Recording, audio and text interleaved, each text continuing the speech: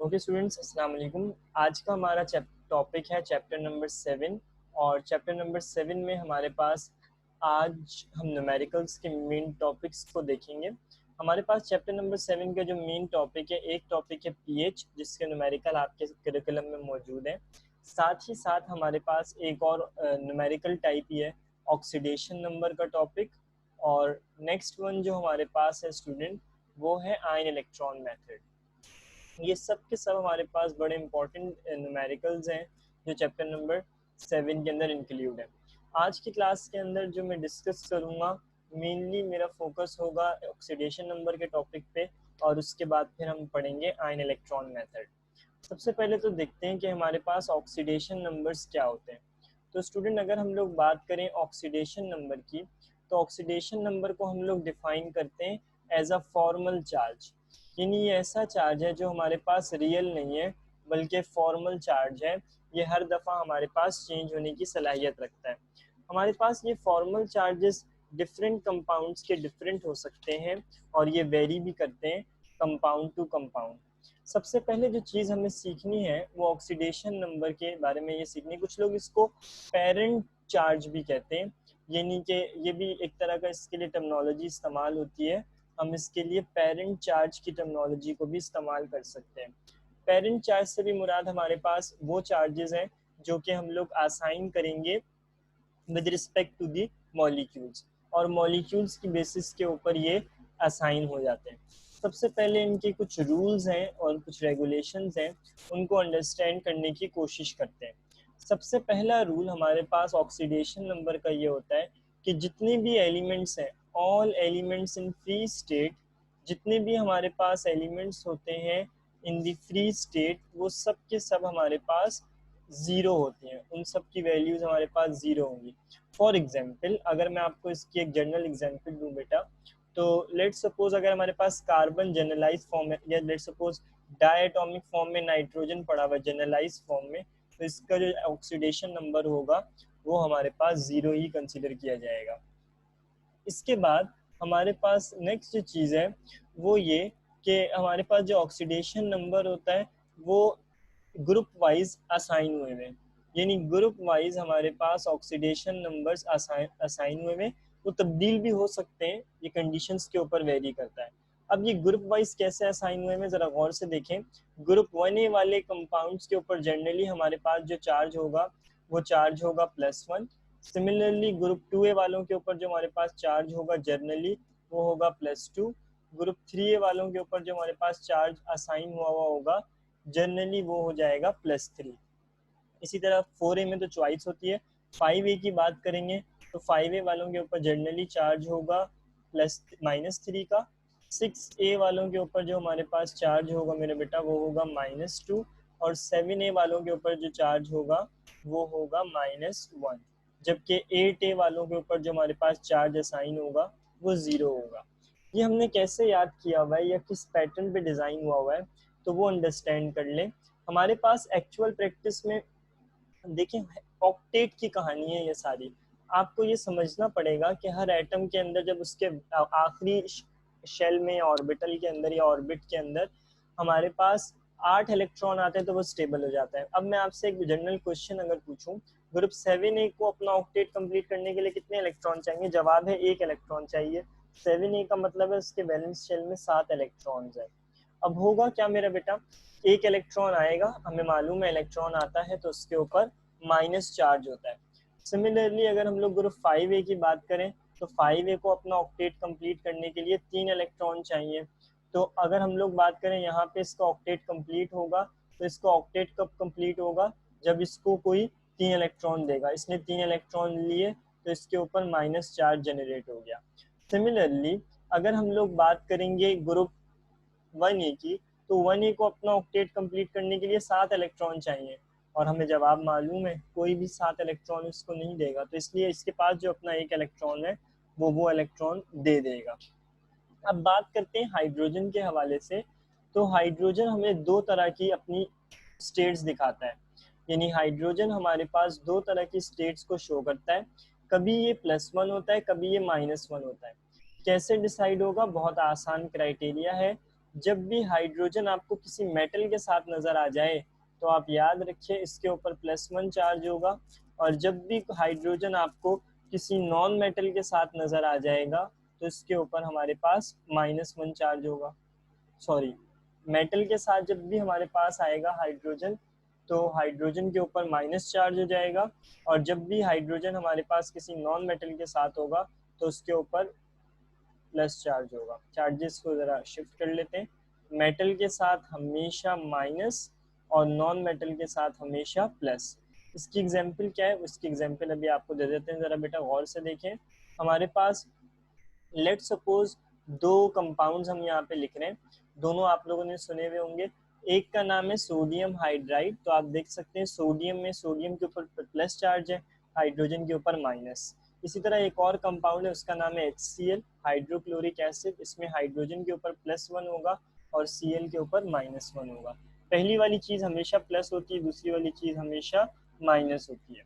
एक और बात, हमारे पास एक फैक्टर है, उस फैक्टर को कहते हैं इलेक्ट्रोनेगेटिविटी। ये आप लोगों को हमने चैप्टर नंबर 2 में बहुत 3 में अच्छे से पढ़ाया था। इलेक्ट्रोनेगेटिविटी का जो फैक्टर है ये भी बड़ा इंपॉर्टेंट है। जिसकी इलेक्ट्रोनेगेटिविटी की वैल्यू हाई होगी उसके ऊपर हमेशा नेगेटिव चार्ज जनरेट होगा, और जिसकी इलेक्ट्रोनेगेटिविटी की वैल्यू लो होगी उसके ऊपर हमेशा पॉजिटिव चार्ज जनरेट होगा, क्योंकि जिसके पास हाई होगी वो अपने पास से इलेक्ट्रॉन को खींचेगा। अच्छा, इसके बाद नेक्स्ट हमारे पास ये कि जितने भी न्यूट्रल मॉलिक्यूल्स हैं सबके ऊपर चार्ज 0 होता है। ये तो बात हमें वैसे भी मालूम है कि जितने भी न्यूट्रल मॉलिक्यूल्स होंगे सबके ऊपर हमारे पास जो चार्ज आएगा वो 0 आ जाएगा। अब बात करते हैं एल्जेब्रिक सम की। किसी भी कंपाउंड के अंदर जब हम उसका एल्जेब्रिक सम करेंगे तो वो हमारे पास हमेशा 0 के बराबर आएगा, या फिर इसको ऐसे समझ लें कि वो दोनों एक दूसरे के इक्वल आएंगे। जैसे फॉर एग्जांपल अगर मैं HCl की बात करता हूँ तो इसमें एक H है और एक पॉजिटिव है और एक नेगेटिव है, तो हाइड्रोजन पे एक प्लस चार्ज आ गया और Cl पे हमारे पास एक माइनस चार्ज आ गया। तो ये दोनों चीजें हमारे पास क्या होंगी मेरे बेटा, बराबर होंगी। अच्छा, यानी कि टोटल आपके पास जो चार्ज जनरेट होगा किसी भी कंपाउंड के ऊपर वो हमेशा 0 होगा। अब मसला क्या है, स्टूडेंट्स को याद नहीं है ग्रुप्स के एलिमेंट, तो फिर वो ग्रुप कैसे जज करें। तो हम अभी आपकी आसानी के लिए क्या कर रहे हैं, ग्रुप्स लिख रहे हैं और उनके कुछ मशहूर मशहूर एलिमेंट्स के नाम भी लिख रहे हैं ताकि आपको थोड़ा सा जहन नशीन हो जाए कुछ चीज़ें। फिर हम आपको इसकी मेन एक्सरसाइज कराएंगे। ग्रुप 1 की बात करेंगे तो इसमें सबसे मशहूर लिथियम, नेक्स्ट सोडियम, पोटेशियम और रुबीडियम। आगे चलते हैं स्टूडेंट, नेक्स्ट जो हमारे पास ग्रुप है वो है ग्रुप 2A। ग्रुप 2A के अंदर जो हमारे पास मशहूर एलिमेंट्स हैं उन एलिमेंट्स में है हमारे पास बेरिलियम, इसके अलावा है हमारे पास मैग्नीशियम, उसके बाद हमारे पास है कैल्शियम। स्ट्रॉन्शियम वगैरह लिखने की ज़रूरत नहीं है, वो इतना हमारे काम का नहीं है। Next one is third A. Third A की बात करेंगे तो इसमें हमारे पास है बोरॉन एंड देन हमारे पास एल्यूमिनियम। ये वो ग्रुप्स हैं जो आपको याद होने चाहिए, कम से कम इतने तो याद होने चाहिए, क्योंकि अगर ये याद नहीं होंगे तो फिर प्रॉब्लम क्रिएट हो सकती है। नेक्स्ट हमारे पास आ गया 4A। 4A में तो हमारे पास सिर्फ कार्बन मौजूद है। 4A के बाद हमारे पास है 5A। 5A के आपको मालूम है दो बड़े मशहूर एलिमेंट हैं, अगर किसी को नहीं मालूम तो वो याद कर ले। एक है nitrogen and second one is phosphorus. इसके बाद हमारे पास है ग्रुप 7A। 7A और also known as halogens. Halogens तो सॉरी, इसके बाद है 6A। 6A हमारे पास है ऑक्सीजन, और ऑक्सीजन के बाद हमारे पास नेक्स्ट जो एलिमेंट है वो है phosphorus. Last one is group 7A। Group 7A के अंदर जो हमारे पास एलिमेंट है मेरा बेटा वो है हमारे पास कौन कौन से element, fluorine, next one is fluorine and then bromine and then iodine. तो ये हमारे पास आ गए कुछ बेसिक एलिमेंट्स। अब हम इनकी आगे चल के एक्सरसाइज आपको स्टार्ट करवाते हैं। ओके, अब हम चलते हैं इसकी मेन एक्सरसाइज की तरफ स्टूडेंट, कि हम लोग कैसे ऑक्सीडेशन नंबर्स को कैलकुलेट करते हैं। तो डिफरेंट तरीक़ेकार हैं, हम आपको बिल्कुल एक जनरलाइज सा तरीक़ेकार सिखा देते हैं कि किसी भी कंपाउंड में हम लोग किस तरीके से ऑक्सीडेशन नंबर को मालूम करेंगे। फॉर एग्जांपल, अगर हमें कहा जाए कि हम क्रोमियम का ऑक्सीडेशन नंबर मालूम कर लें K2Cr2O7 के अंदर। तो मेरे बेटा आप ज़रा गौर से देखें, हमारे पास कितने पोटेशियम है? 2। कितने क्रोमियम है? टोटल 2, तो हम लिख देंगे 2Cr प्लस 7 ऑक्सीजन। यानी हो क्या रहा है, हमारे पास जो भी वैल्यूज़ थी वो वैल्यूज़ हमने आपके सामने लिख दी, और पोटेशियम अलग कर दिया, क्रोमियम अलग कर दिया और ऑक्सीजन अलग कर दिया। अब ज़रा गौर से देखें, हमें इसके अंदर सिंपल वैल्यूज़ को सब्स्टिट्यूट करना है।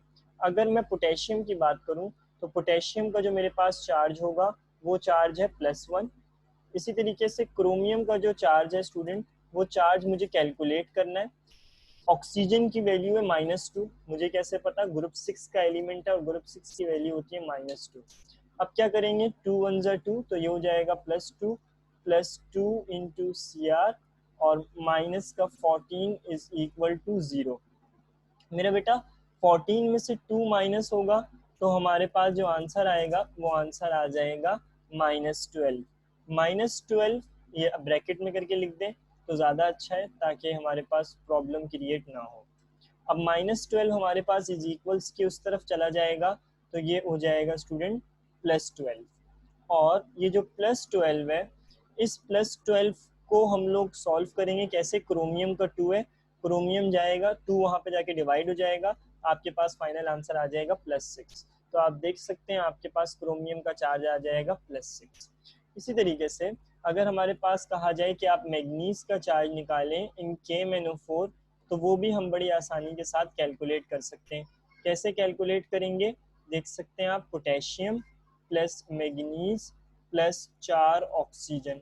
अब पोटेशियम यानी +1, मैग्नीज Mn +4, ऑक्सीजन की वैल्यू क्या है मेरे बेटा? -2। अच्छा, ऊपर हमने नहीं लिखा था is equals to 0। Is equals to 0 को क्या मतलब है? मतलब ये कि ओवरऑल जो कंपाउंड है वो न्यूट्रल है। अब जरा गौर से देखें, ये हमारे पास आ जाएगा +1 प्लस Mn, 4 2 ज़ा 8, this become -8 is equals to 0। -8 में से +1 चला गया तो यहाँ पे आपके पास आंसर आ गया -7। -7 उधर इज इक्वल्स की उस तरफ जाएगा, दिस विल बिकम +7। तो आप देख सकते हैं कि आपके पास मैग्नीज का हमने चार्ज कैलकुलेट कर लिया। चार्ज कैलकुलेट करने का बड़े फायदे हैं, आगे जब हम आपको जाके कुछ कॉन्सेप्ट सिखाएंगे ऑक्सीडेशन और रिडक्शन के, तो उसमें ये बड़ा काम आएगा। एक्चुअल में ऑक्सीडेशन और रिडक्शन इटसेल्फ है क्या? बहुत आसान सी चीज़ है मेरा बेटा। लेट्स सपोज अगर हम लोग बात करें H2S की, और मेरे से कहा जाए कि H2S और S, इसके अंदर ऑक्सीडेशन हो रही है, रिडक्शन हो रही है, तो डिफरेंट तरीके कार हो सकते हैं निकालने के। पहली बात, S तो ग्राउंड स्टेट में यानी कि न्यूट्रल है, इसका चार्ज तो 0 हो गया। H2S का मैं चार्ज निकालूंगा। मैंने आपको बताया था हाइड्रोजन जब नॉन मेटल के साथ होता है तो उसके ऊपर जो चार्ज जनरेट होता है वो प्लस का होता है, तो इसका मतलब हाइड्रोजन के ऊपर चार्ज क्या जनरेट हुआ होगा? +1। और सल्फर हमारे पास वैसे ही रहेगा, तो 2 1 ज़ा 2 +2 हो जाएगा स्टूडेंट्स, और ये हमारे पास S इसी तरीके से रहेगा, इज इक्वल्स टू 0। +2 वहाँ चला जाएगा और उसके ऊपर चार्ज क्या आ जाएगा? -2। आप देखिए इस वाले सल्फर के ऊपर चार्ज -2 है, -2 से 0 पे जा रहा है, तो इसका मतलब ये इलेक्ट्रॉन को लॉस कर रहा है, और हमें ये बात मालूम है कि loss of electron is called oxidation. तो इसका मतलब यहाँ पे हमारे पास इस कंपाउंड के अंदर H2S का जो सल्फर है उसकी ऑक्सीडेशन हो रही है। इसकी और वर्किंग एक्सरसाइज इंशाल्लाह आपको करवाई जाएंगी, आप हमारी नेक्स्ट वीडियो में देख सकते हैं।